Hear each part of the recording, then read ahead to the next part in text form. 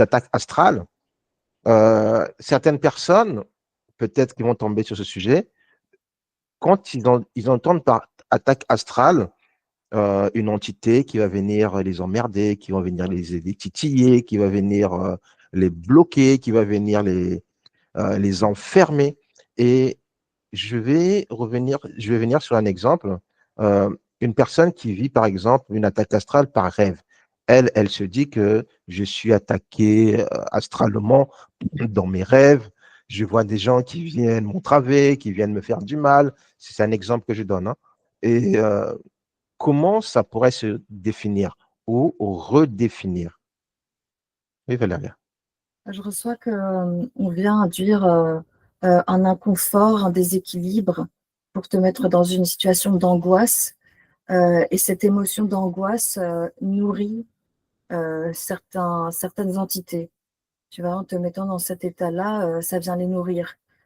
Parce que tu commences à... Ouais, tu te réveilles, tu es en angoisse, déséquilibré. À la limite, ça te torture aussi, je reçois. Oui. Donc c'est un peu comme la bonne nourriture pour ces êtres. Ils veulent te garder dans cet état permanent, si possible. Ils veulent Est-ce que, atteindre psychologique. Ouais. est-ce que ça s'apparenterait à une attaque astrale? Attaque astrale énergétique, peu importe, hein, Ouais. c'est la même chose. Angélique? Alors moi, ce que je vois, c'est que du coup, quand tu parles d'une attaque astrale de cet exemple-là, en fait, ça va aller chercher nos peurs, tu vois. Oui. Comme si je regarde une personne,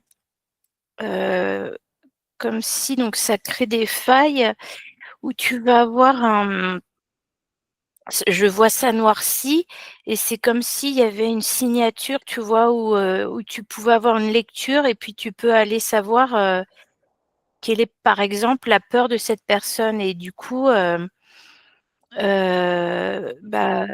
cette entité, elle va réussir à lire, à décrypter ce que c'est et elle va pouvoir aller vraiment te t'envoyer